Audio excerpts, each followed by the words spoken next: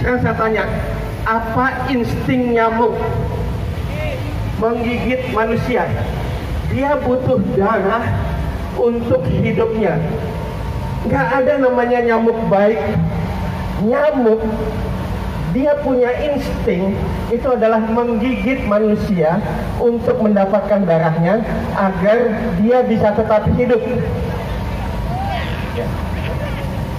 Maka dari itu, kalau kita dengar dulu ibu-ibu kita menyanyikan lagu Nina Bobo, gimana lagunya?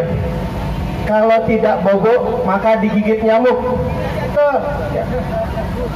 Sekarang saya tanya, kalau bapak-bapak ibu semua punya anak, punya bayi, punya balita, ada nyamuk menggigit bayi Anda, balita Anda, apa yang Anda lakukan? Mengusir dan membunuh nyamuk itu. Betul, nggak ada nyamuk baik. Kemudian ada lagu cicak-cicak di dinding. Sama, kuncinya adalah ditangkap oleh cicak, ya. Karena sifat dan karakternya seperti itu. Kita lihat lagi, ya. Semua kearifan lokal selalu mengatakan bahwa kita harus menghindari nyamuk, ya. Ada dulu lagu-lagu waktu kecil, banyak nyamuk di rumahku, gara-gara kamu malas bersih. Sekarang sudah terbukti kita mau menghindari nyamuk. Kenapa harus disebar nyamuk dalam jumlah yang sangat besar, ratusan juta, dan mereka bertelur. Sekali dia bertelur 100 telur nyamuk, pengalinya cukup banyak. Sekarang saya pengen tantang semua yang mendukung penyebaran nyamuk. Saya tantang, mau nggak dia rumahnya dimasukin nyamuk? Bisa nggak dia tidur? Harus mau. Satu nyamuk kita udah nggak bisa tidur. 2 nyamuk, 3 nyamuk, ribuan nyamuk, ini jutaan dan miliaran nyamuk. Kalau dia mau, saya angkat jempol. Tapi mana ada yang mau digigit nyamuk? Ini logika dasar saja. Mau nggak mereka tadi, bayi-bayi mereka digigit nyamuk dan segala macam? Kemudian yang kedua, pertanyaan kedua, tadi sudah disebutkan DBD sebetulnya sudah terkendali. Kita harus memusnahkan sarang-sarang nyamuk. Kita harus membersihkan selokan, parit, dan lain-lain untuk supaya nyamuk tidak berkembang biak. Kita sudah bersihkan segala macam, ini disebar nyamuk lagi. Bayangkan,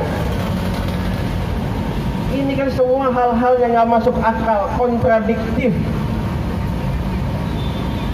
Dan yang berikutnya, pertanyaan berikutnya, semua selalu menyatakan ini berdasarkan penelitian di Jogja.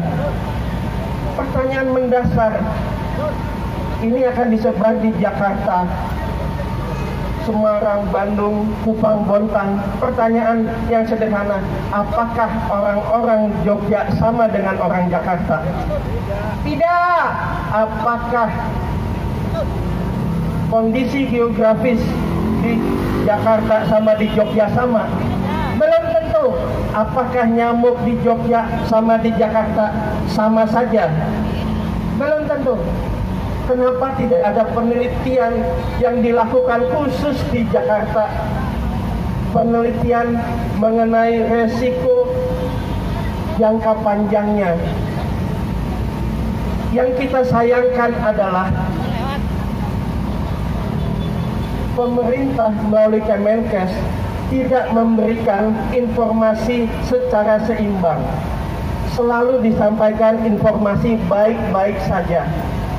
Kalau kita beli suatu barang, ya, misalnya kita beli motor, beli mobil, sebagai masyarakat kita harus tahu apa bagusnya dan apa jeleknya,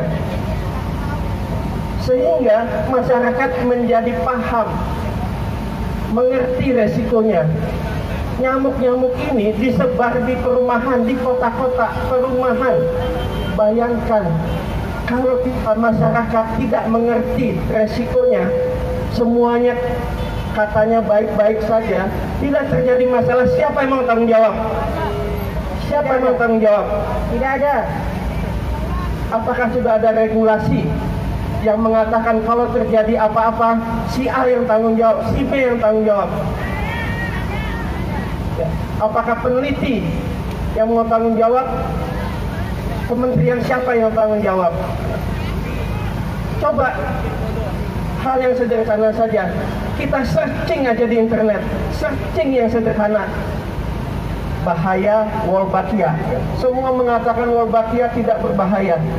Coba searching, ya, keluar negara Singapura, negara yang paling dekat, apa yang dia dikatakan? Direktur Institut Lingkungan di sana mengatakan bahwa proyek Wolbachia tidak efektif dalam menurunkan demam berdarah. Betul, tidak efektif.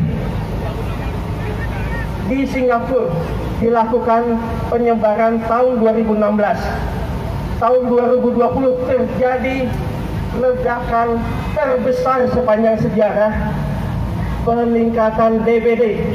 Sekarang ada 50 klaster aktif DBD di sana. Peningkatannya cukup drastis. Makanya pemerintah Singapura sudah menetapkan tidak mau dijadikan uji coba. Singapura tidak jauh tetangga kita. Mereka sudah mengatakan tidak mau lagi. Kenapa dia tidak mau lagi? Karena kekhawatiran masyarakat. Yang pertama, karena apa? Karena dia sudah mengetahui dampak ekologinya sangat negatif. Coba lihat sekarang, yang banyak apa sekarang? Kutu busuk. Coba lihat di internet, kutu busuk banyak sekali di Singapura. Dan ini adalah efek-efek jangka panjang yang kita tidak tahu. Karena semuanya sebetulnya sudah seimbang. Sekarang Wolbachia dimasukkan di dalam Aedes aegypti, sehingga keseimbangan ini menjadi tidak lagi. Nah, kemudian yang berikutnya di Sri Lanka, ya. Sri Lanka disebar tahun 2018 naik 3 kali lipat. Tahun 2023 naik 2000%. 2000% dari tahun 2022. Sekarang tidak terkendali banyaknya nyamuk. Banyak lagi di Brasil, di Texas, Florida, dan lain-lain. Telah ditemukan lagi mutasi nyamuk. Sekarang kalau kita lihat, melakukan mikroinjeksi Wolbachia kepada tubuh nyamuk. Pertanyaannya, apakah di dunia ini ada yang sempurna atau tidak? Apakah ada yang berhasil 100% atau tidak? Pasti ada error, pasti ada kesalahan. Kesalahan ini tidak dilihat. Padahal kesalahan-kesalahan ini mengandung resiko yang tidak bisa diprediksi saat ini. Di mana-mana juga semua sama. Oke, di awal tahun pertama dia turun, tetapi tahun-tahun berikutnya dia naik tanpa terkendali. Banyaknya mutasi-mutasi jenis-jenis penyakit baru yang kita tidak bisa sangka-sangka saat ini. Apakah Jakarta mau seperti ini? Apakah Indonesia mau seperti ini? Kita masyarakat minta tolong pejabat. Kalau kita nggak speak up, kalau kita nggak menyuarakan, bisa nerima kami. kasihan saudara kita, kasihan anak-anak kita, cucu-cucu kita. Sekarang saya tanya, begitu nyamuk disebar, apakah bisa dikembalikan semuanya seperti semula? Siapa yang bisa mengatur aktivitas nyamuk? Nyamuk jangan ke sini, nyamuk jangan kemana-mana. Nyamuk di Jakarta Barat, jangan ke Jakarta Selatan, jangan ke Jakarta Pusat. Siapa yang bisa mengendalikan nyamuk? Kamu jangan gigit anak saya ya, kamu jangan gigit saya. Siapa yang bisa? Ya, baik, kita harus bersatu bersama untuk menghentikan program penyebaran nyamuk berbahaya di Jakarta dan juga di seluruh Indonesia, karena sangat beresiko bagi kesehatan masyarakat, sangat beresiko bagi lingkungan, dan sangat beresiko bagi pertahanan dan keamanan nasional. Ayo kita bersatu. Kita harus hindari pandemi berikutnya, kita harus hindari malapetaka berikutnya. Kita sayang sama bangsa dan rakyat Indonesia. Ayo kita bersatu, berjuang bersama. Siap. Siap. Allahu Akbar. Allahu Akbar.